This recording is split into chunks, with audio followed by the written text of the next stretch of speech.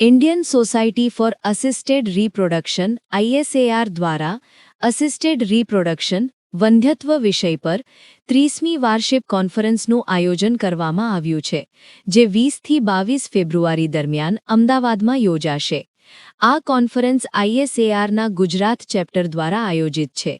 દેશ અને વિદેશમાંથી વંધ્યત્વ અને પ્રજનન ચિકિત્સા ક્ષેત્રના અગ્રણી નિષ્ણાતો તેમાં ભાગ લેશે.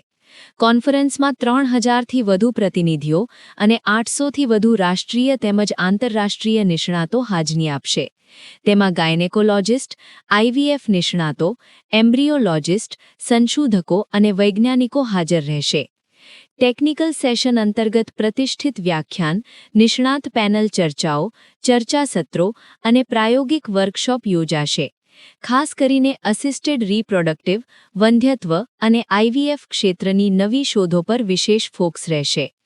આયોજક અધ્યક્ષ ડોક્ટર RG પટેલે જણાવ્યું કે બદલાતી જીવનશૈલી, મોડા લગ્ન, કામનો તણાવ અને આરોગ્ય સમસ્યાઓના કારણે વંધ્યત્વના કેસોમાં વધારો થઈ રહ્યો છે. આવા સમયમાં ડોક્ટરો માટે નવી અને વૈજ્ઞાનિક આધારિત સારવાર પદ્ધતિઓ વિશે અપડેટ રહેવું જરૂરી છે. આ conference knowledge transfer, clinical skills અને દર્દી કેન્દ્રિત સારવારને વધુ સક્ષમ બનાવવા માટે મહત્વની સાબિત થશે. કોન્ફરન્સમાં ફર્ટિલિટી પ્રિઝર્વેશન, મોડું માતાપિતાપણું માટે એગ ફ્રીઝિંગ અને વધુ ચોક્કસ, ઓછા ઇન્વેસિવ તેમજ ખર્ચ અસરકારક નવી IVF ટેકનિક્સ પર ખાસ ભાર મૂકવામાં આવશે. આયોજન સમિતિ. આયોજન અધ્યક્ષ ડોક્ટર RG પટેલ, સહ અધ્યક્ષ ડોક્ટર મેહુલ દામાણી, સચિવ ડોક્ટર જીતેન્દ્ર પ્રજાપતિ અને ડોક્ટર ધર્વેશ કાપડિયા, ખજાનચી ડોક્ટર મુકેશ પટેલ, ISAR પ્રમુખ ડોક્ટર અમિત પાટકી, પ્રમુખ પદ નિયુક્ત ડોક્ટર સુનીતા તંડુલવાડકર. સનફ્લાવર હોસ્પિટલના CMO અશોક પટેલે સમગ્ર કાર્યક્રમના સંકલનમાં ભૂમિકા ભજવી હતી.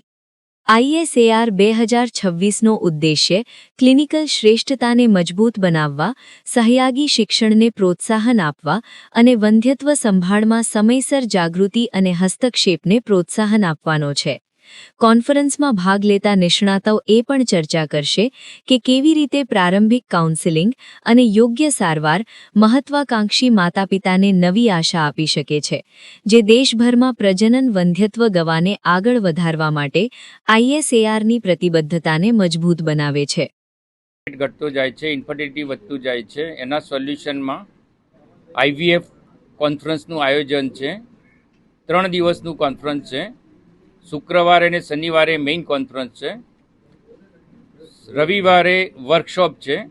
8 જેટલી વર્કશોપ રાખેલી છે. આશરે 3000 ડેલિગેટ છે, જે આ ISAR એટલે ઇન્ડિયન સોસાયટી ઓફ અસિસ્ટેડ રિપ્રોડક્શનની 30મી કોન્ફરન્સ છે. અત્યાર સુધીના ઇતિહાસમાં આ ઓલમોસ્ટ સૌથી વધારે રજિસ્ટ્રેશન છે. એરાઉન્ડ 35 ઇન્ટરનેશનલ ફેકલ્ટી છે. ઇન્ડિયામાંથી એરાઉન્ડ 3000 ડેલિગેટ છે, જે ક્લિનિશિયન છે, એમ્બ્રિયોલોજિસ્ટ છે, એન્ડોસ્કોપિક સર્જન છે, સોનોલોજિસ્ટ છે, ફિટલ મેડિસિનના સ્પેશિયાલિસ્ટ છે. એના આ વિષયના સક્સેસ વધે, સરળતા વધે, સસ્તી ને સારી સુવિધાઓ જરૂરિયાતમંદ સુધી પહોંચે એ માટેનું વાત વિમર્શ કરવામાં આવશે. જે લેટેસ્ટ ટેકનોલોજી ડેવલપ થઈ છે એનો સઘન અભ્યાસ કરવામાં આવશે. એનું ડિસ્કશન થશે, જેથી કરીને અવેરનેસ વધે, નોલેજ વધે. એ નોલેજના આધારે આ ટેકનિક સરળ બને, સક્સેસ રેટ વધે અને એનું એક્સેપ્ટન્સ વધે. એ માટેનું આ કોન્ફરન્સનું આશય છે.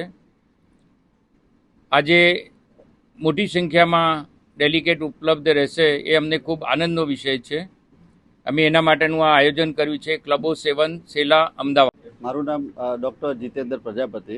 હું IVF કન્સલ્ટન્ટ અને ડાયરેક્ટર સૃષ્ટિ IVF સેન્ટર, મહેસાણા. ખાસ કરીને કેવા પ્રકારની ટેકનોલોજીનો ઉપયોગ થશે કોન્ફરન્સમાં અને AIનો ખાસ કરીને કઈ રીતે ઉપયોગ થશે? જી,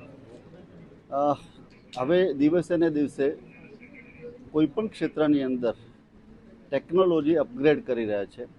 તો હવે આ જે ટેસ્ટી બેબીની સારવાર છે એમાં પણ ટેકનોલોજીનું અપડેશન જવા થઈ રહ્યું છે. પહેલાં ભૂતકાળમાં ટેસ્ટી બેબીમાં જે ફ્રીઝિંગ અને થ્રોઈંગ છે એમાં ઘણો બધો સમય અને લાગતો હતો અને ખર્ચો પણ વધારે થતો હતો. હવે પછી આ જે કોન્ફરન્સ છે એમાં નવી એક રેપિડ વિટ્રિફિકેશન અને થ્રોઈંગ કે જે તમે 1 કે 2 મિનિટમાં પણ કરી શકો છો, જેના લીધે થઈને સમય સારવારનો ખર્ચ અને સારવારનો સમય પણ બચાવી શકાશે. એ સિવાય અત્યારે હાલ જેમ આર્ટિફિશિયલ ઇન્ટેલિજન્સનો ઉપયોગ દરેક ક્ષેત્રમાં વધી રહ્યો છે, એવી રીતના આ કોન્ફરન્સની અંદર આર્ટિફિશિયલ ઇન્ટેલિજન્સનો ઉપયોગ આપણે આ ટેસ્ટી બેબીની સારવારમાં કઈ રીતે વધારે સારી રીતે કરી શકીએ કે જેથી કરીને આપણે લોકોને આ સારવાર વધારે ગુણવત્તાસભર આપી શકીએ. એના માટે પણ આ વિષયના નિષ્ણાત લોકો આ 3 દિવસ દરમિયાન આપણને એના વિશે જાણકારી આપશે. Okay, thank you.